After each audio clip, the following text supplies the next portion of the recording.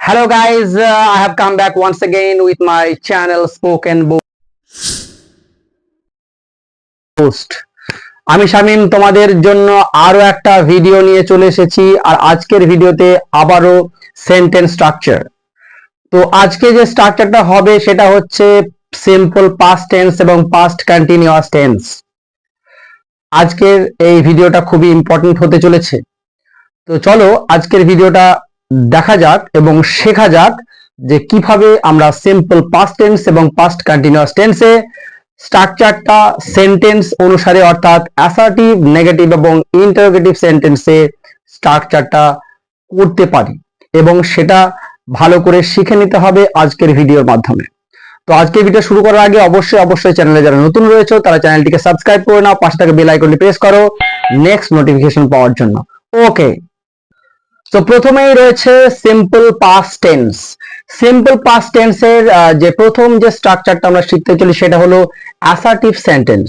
তো অ্যাসার্টিভ সেন্টেন্সের স্ট্রাকচারটা কেমন রয়েছে না, সাবজেক্ট রয়েছে প্লাস V2 প্লাস রেস্ট।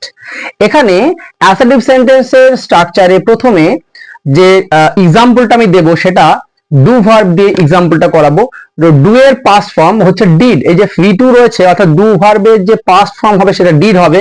আমি একটা সেন্টেন্স লিখি। আচ্ছা, okay, he did the work. He did the work. এখানে সাবজেক্ট হি রয়েছে এবং এখানে যে V2 রয়েছে অর্থাৎ ডু ভার্বের পাস্ট ফর্ম হচ্ছে ডিড, তাহলে হি ডিড দ্য ওয়ার্ক। এখানে ডু এর পাস্ট ফর্ম ডিড এবং তারপরে রেস্ট বসেছে। আমি এটাকে আরো একটা এক্সাম্পল দিতে পারি। আমি প্রিন্সিপাল ভার্ব দিয়েও যে সেন্টেন্সটা তৈরি হবে অর্থাৎ অ্যাসার্টিভ সেন্টেন্সে দেখা যাক। সেটা হলো আমি একটা সেন্টেন্স লিখছি, যেমন I killed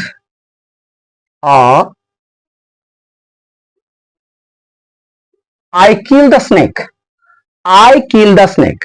main verb kill, তার সঙ্গে killed, killed অর্থাৎ kill এর V2 অর্থাৎ পাস্ট ফর্ম হচ্ছে killed. I killed a snake. I killed a snake. Okay, next. এখানে আরো একটা এক্সাম্পল দেওয়া যেতে পারে অর্থাৎ এখানে বি ভার্বের যেমন হচ্ছে was, B verb is, am, is, এদের পাস্ট ফর্মটা কি হবে, V2 টা হচ্ছে ওয়াজ এবং ওয়্যার। তো আমি এখানে বি ভার্বের পাস্ট ফর্ম দিয়ে আমি এখানে একটা এক্সাম্পল লিখতে পারি, যেমন হি ওয়াজ a doctor. He was a doctor. ওকে, এই এক্সাম্পল গুলো আমরা দিতে পারি। নেক্সট হলো নেগেটিভ সেন্টেন্স অর্থাৎ না সূচক বাক্য। নেগেটিভ সেন্টেন্সের স্ট্রাকচারটা কি রয়েছে, সাবজেক্ট রয়েছে plus V2 plus not plus rest. Okay, negative সেন্টেন্সের এক্সাম্পলটা দেখা যাক। হি ডিড নট গো দেয়ার।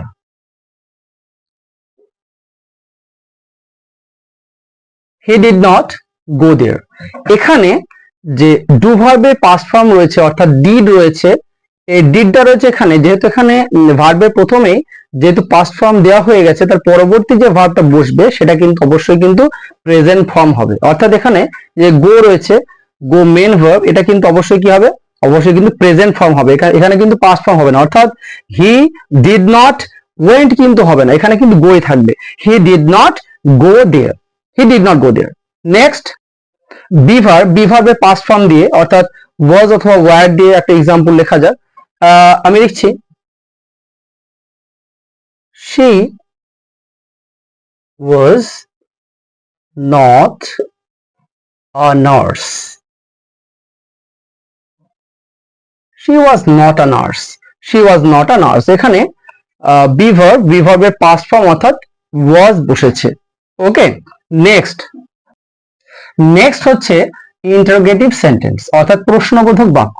প্রশ্নবোধক বাক্য সেই জন্য এখানে প্রথমেই ভার্বটা কিন্তু আগে আসবে অর্থাৎ V2 এটা প্রথমেই আসবে আগে। নেক্সট হচ্ছে সাবজেক্ট, নেক্সট রেস্ট, আর সবার লাস্টে হচ্ছে কি কোশ্চেন মার্কস। অর্থাৎ এক্সাম্পলটা দেখা যাক। আমি যদি ডু ভার্ব দিয়ে করি, ডু ভার্বের পাস্ট ফর্মটা আগে আসবে অর্থাৎ ডিড আসবে। ডিড দিয়ে কোশ্চেনটা করা যাক।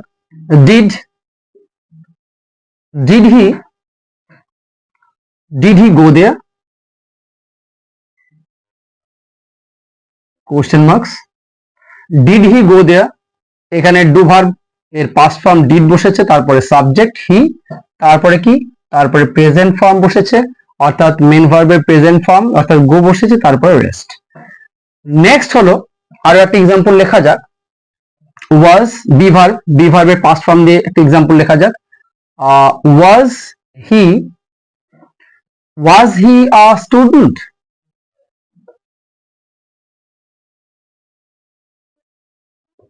ওয়াজ হি আ স্টুডেন্ট, এখানে বিভারের পাস্ট ফর্ম অর্থাৎ ওয়াজ বসেছে, তারপরে সাবজেক্ট, তারপরে হচ্ছে কি রেস্ট। ওকে, শেষে কিন্তু কোশ্চেন মার্কস অবশ্যই বসাতে হবে। নেক্সট যে টেন্সটি হচ্ছে সেটি হলো past continuous tense. Past continuous টেন্সের যে প্রথম স্ট্রাকচারটা আমরা শিখতে চলেছি সেটা হলো কি অ্যাসার্টিভ সেন্টেন্স। অ্যাসার্টিভ সেন্টেন্সের যে স্ট্রাকচারটি রয়েছে সেটা হলো সাবজেক্ট রয়েছে, তারপরে কি রয়েছে ওয়াজ অথবা ওয়ার, তার সঙ্গে কি হচ্ছে plus V1 plus ING plus হচ্ছে রেস্ট। ওকে, তাহলে আমরা এক্সাম্পলটা দেখে নিই। আচ্ছা, okay, he was reading a story book.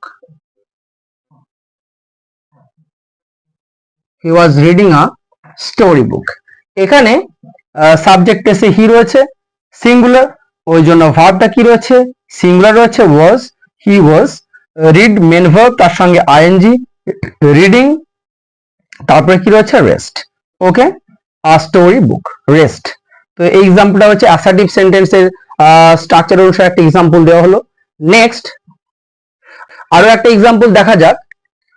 They were playing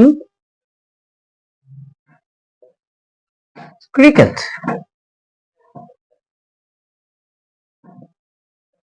they were playing cricket, এখানে সাবজেক্ট প্লেসে রয়েছে দে অর্থাৎ প্লুরাল রয়েছে, ওই জন্য ভাবটা কি রয়েছে প্লুরাল রয়েছে ওয়ার। তারপর প্লেইং, প্লে হচ্ছে মেন ভাব, তার সঙ্গে আইনি যুক্ত হয়েছে এবং তারপর রেস্ট রয়েছে। ওকে, অর্থাৎ they were playing cricket. Next যে সেন্টেন্সটা রয়েছে সেটা হলো নেগেটিভ সেন্টেন্স, নাসূচক বাক্য নেগেটিভ সেন্টেন্স। এখানে স্ট্রাকচারটা কি রয়েছে সাবজেক্ট রয়েছে, ওয়াজ অথবা ওয়্যার রয়েছে, তারপর অবশ্যই নেগেটিভ হওয়ার জন্য নট থাকবে, তারপরে ভার্বের V1 প্লাস আইএনজি, তারপরে কি রয়েছে রেস্ট রয়েছে। অ্যাজ এক্সাম্পল আমরা বলতে পারি, যেমন she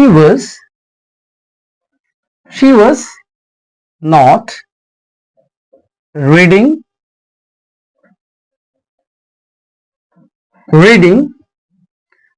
a storybook.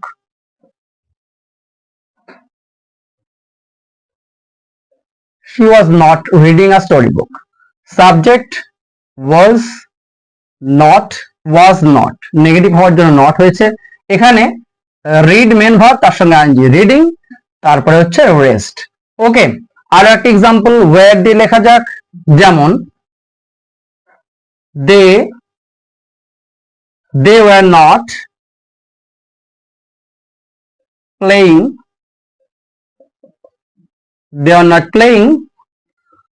in the playground.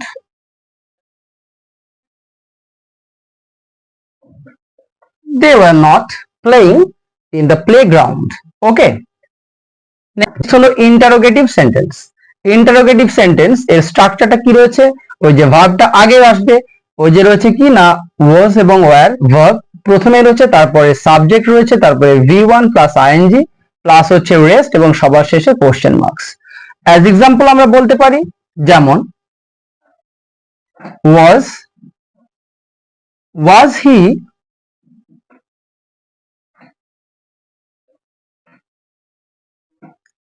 He reading a book,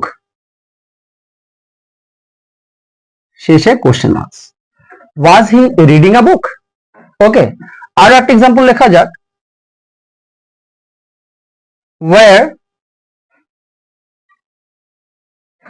where they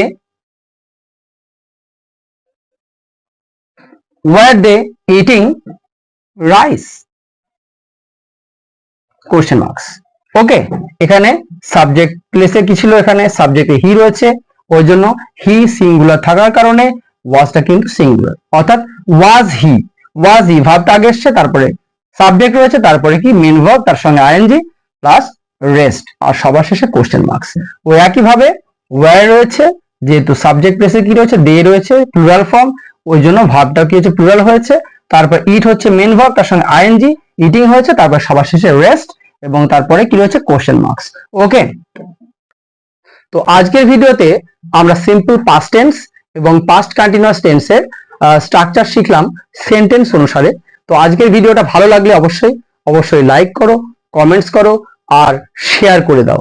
okay, by.